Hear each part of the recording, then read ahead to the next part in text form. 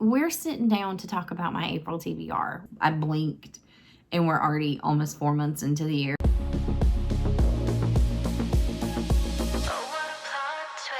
Y'all, welcome back to the channel. I'm going through something in life right now. And I can't quite explain it. My reading is so everywhere right now. My April TBR was so hard to do. There are, like, I'm at the finish line with some series that I'm in the middle of, and there's a bunch of things that I want to start. And then there's like new books that came out that interest me. And then I literally have a book on TBR that just because I want to be freaking done with it. Like, I'm tired of looking at it. And one of my cousins is reading it. So I figured now's the best time to read it. So I have somebody to talk to keep me interested in it, maybe. I don't know. It's just everywhere these days, and I don't know what to do about that anymore. I really don't. That's where I'm at. Should we go over the new releases first? I feel like we should do new releases first, right?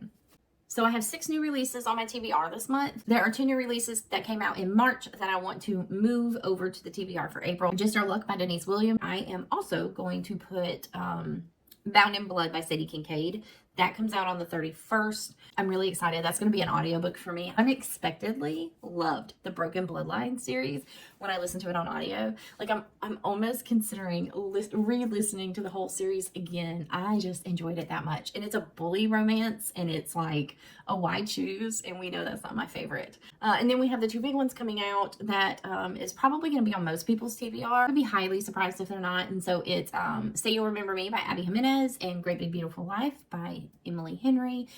People have been waiting for these. I have been waiting for these. And then I have 2 other books that I personally am really, really excited for, which is Wild and Wrangled by Lila Sage.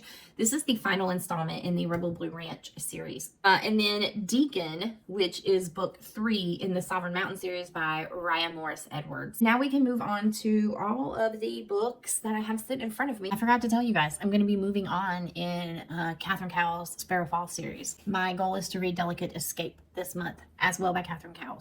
We'll start with my book club this month is doing Phantasma by Kaylee Smith. And I had my eye on this for a while. I've never really had like a real reason to pick it up because I'm kind of these days really hesitant to start a new series. I have so many series I'm in the middle of, but book club is doing it. So I'm just going to go ahead and pick it up, and I'm going to make this like one of the series that I'm kind of stopping at until I catch up on other ones. And so this is a book where there is a competition, and whoever wins gets a single wish. It's apparently a super tough competition. Some people don't make it out alive. And who is she? Her name is Ophelia. Ophelia enters into the competition because her sister does, and Ophelia doesn't think her sister can win it. So kind of here for that this month. Next up, we have Final Offer, which is the last and final installment in the Dreamland Billionaire series. And I am super excited to read about Cal. In Terms and Conditions, he was one of my favorite characters, and he wasn't even a main character. So I'm really, really excited to get more Cal. I just loved his attitude, like the way he is. And I'll be finishing this series, which is always fun. I do have All That's Left in the World by Eric J. Brown. I wanted to read this a couple of months ago. I just never got to. This is a YA male, and it is a dystopian romance. I don't know what it is about this book. I bought it, put it on my TBR a few months ago, and I never got to it. I just had so many books that month that this one just never caught my eye. And when I was going through, my bookshelves, I don't know why I gravitated towards this. So maybe that means I'm just in a place where I'm ready to pick this up. Next, we can talk about the Strawberry Cake Pancake. The Strawberry Cake. What are words? Next is the Strawberry Patch Pancake House by Lori Gilmore. I really enjoy this series. This is literally a series you read for small town vibes. I think this is a single dad nanny plot, if I remember correctly, but I can't confirm that, and I don't really want to read the back of it right now.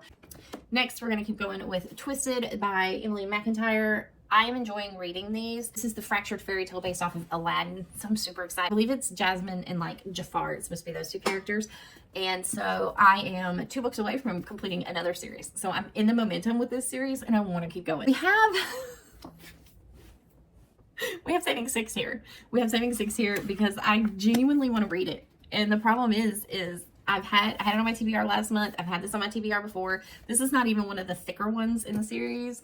And I just don't ever grab it. So I'm hoping to make a point to pick this up. I feel like I could probably get this one done super fast if I actually just take the time to do it. What I have is Anna Sorrentino's On the Bright Side. This is about a deaf girl whose school is closing. I believe she has to integrate into a hearing school. We have Killer Instinct by Jennifer Lynn Barnes. I don't know if I'm gonna actually read this month. This is on here as kind of a, you may be in the mood for this kind of thing. And I do want to finish the series. So I just want to throw it up here so it's in my line of sight and not on my shelf where I rarely look through during the month. I usually stick to my TBR pools. So I really, really, really wanted to just put this here because there may come a moment where I'm not really in for the romance or the sci-fi or the fantasy, and I just want to pick up like an easy thriller for me. And the first book was The Naturals. The first book was such an easy thriller for me, and I don't find thrillers easy very often. So I'm just going to add that there. Then we have The Graham Effect by Elle Kennedy. It is time. I was kind of let down with the Briar U series. Off Campus is one of my favorite series ever. I was kind of let down with the Briar U series. Not gonna lie, it was not my favorite of Elle Kennedy's work, but I do want to go back into the world, and I think it's interesting that we get to read about their kids. It's not very often that you get to kind of explore the next generation in a series. So we're gonna go into it with is it Gigi? With Gigi. Then I have Red Rising. This is by Pierce Brown, and I don't know. I went into Barnes & Noble to pick up Phantasma, and nothing was like sticking out to me, and I could not, for the life of me, find anything else I wanted. And so I was just wandering around, just because I'm not going to waste a buy one, get one opportunity. And so I was just kind of wandering around. I went around the YA section, the fantasy section, even walked around the sci-fi section. I paid no attention to this on the shelf in the sci-fi section. And then I happened to pass the table, and this was on a buy one, get one half off table. And I'm like, okay, let's try it. I have tons of friends who have practically begged me to pick this up. They told me that my relationship with sci-fi will be so much different when I read this book. And I'm going to take their word for it, and I'm at least going to read this one now because I'm in that kind of mood right now where I just don't know what I want to read. So there we go, Red Rising. The next one is Powerless by Lauren Roberts. The only reason I put this on my TBR this month is because one of my cousins is literally soaking in the entire series with the release of the fourth one. Well, I guess it would be the third one because the other one's a novella, right? The second one's a novella. With the new release for this series coming out this month. And so she's soaking it all in. And so I figure if I'm going to read it, because I just look at it and I'm like, do I really want to read that? The only reason that I haven't been excited, like I bought these with the intent to read them. I was super excited at the time that they were going to be something fun to read. And then somebody told me off cuff that they reminded them of Hunger Games. And I did not like the movies and I did not like the books. So there you go. It's the only thing that's keeping me from reading it. And that's just me being completely honest. I am not here for the Hunger Games.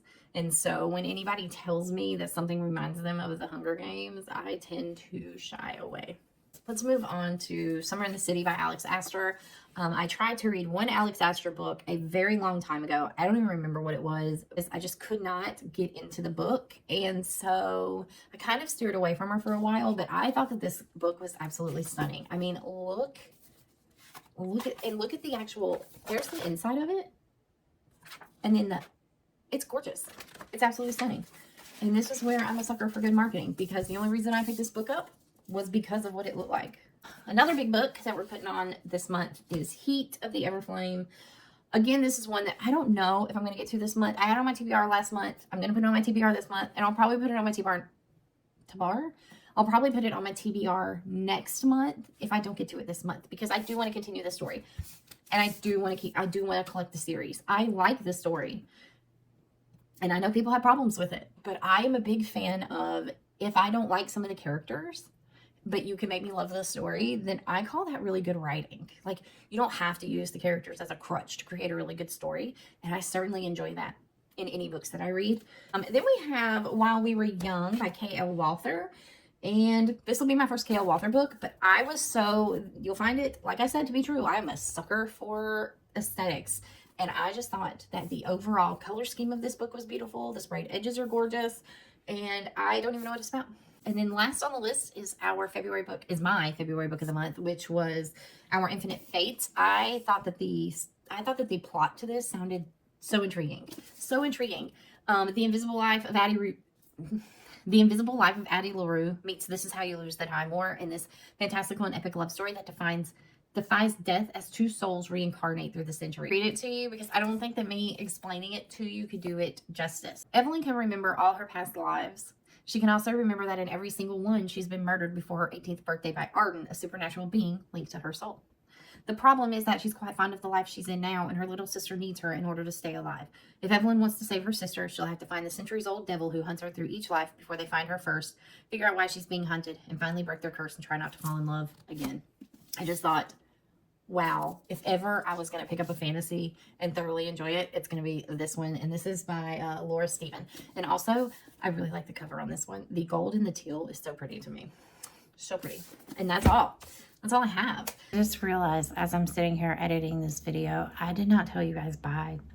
So thank you guys for watching. I certainly appreciate the time that you take to watch this video. And please let me know if you guys are reading any of these same books, how you feel about any of these books. I love to hear people's input about books, whether I might agree with them or not. And I will see you guys in the next video. Bye.